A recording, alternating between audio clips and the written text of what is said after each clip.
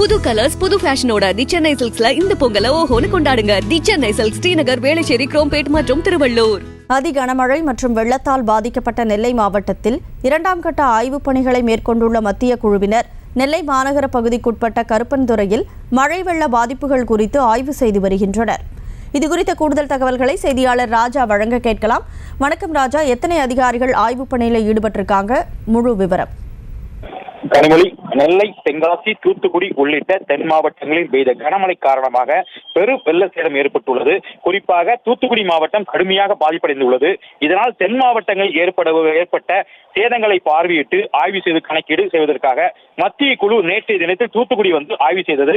இந்நிலையில் அந்த குழுவினர் 2ஆம் கட்டமாக நெல்லை வந்தனர். தொடர்ந்து மாவட்ட ஆட்சியர் அலுவலகத்தில் கலெக்டர் கார்த்திகேயன் அந்த குழுவினர் ஆலோசனை நடத்தினர். பின்னர் மாவட்டத்தில் கனமழை வெள்ளத்தால் ஏற்பட்ட பாதிப்புகளை மத்திய குழுவினர் ஆய்வு செய்ய தொடங்கியது.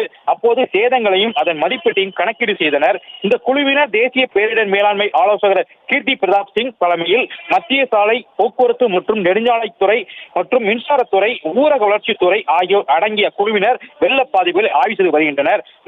முதல் கட்டமாக மாவட்ட ஆட்சியர் அலுவலகத்தில் இருக்கக்கூடிய பாதிக்கப்பட்ட இடங்களையும் கொக்கிரக்குளத்தில் உள்ள தாமிரபரணி ஆற்றின் நீரோட்டத்தையும் பார்வையிட்டனர். அதன் பின்னர் கருப்பந்துறை பகுதியிலும் ஆய்வு செய்தனர். தொடர்ந்து ஆற்றங்கரை ஓரம் உள்ள குடியிருப்புகள் வெள்ளத்தால் சேதமடைந்திருப்பது குறித்தும் ஆய்வு செய்தனர்.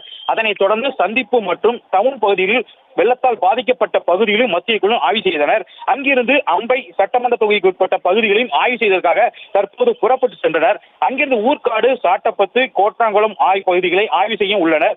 தொடர்ந்து இது ஒரு குழுக்கள் 2 குழுக்களாக ஒவ்வொரு குழுக்கும் ஒரு குழு களக்காட்டிற்கும் இன்னொரு குழு அம்பைக்கும் 2 குழுக்களாக சேதங்களை ஆய்வு செய்து இருக்கின்றனர். செய்திகளை உடனுக்குடனும் துல்லியமாகவும் தெரிந்து கொள்ள சப்ஸ்கிரைப் பண்ணுங்க.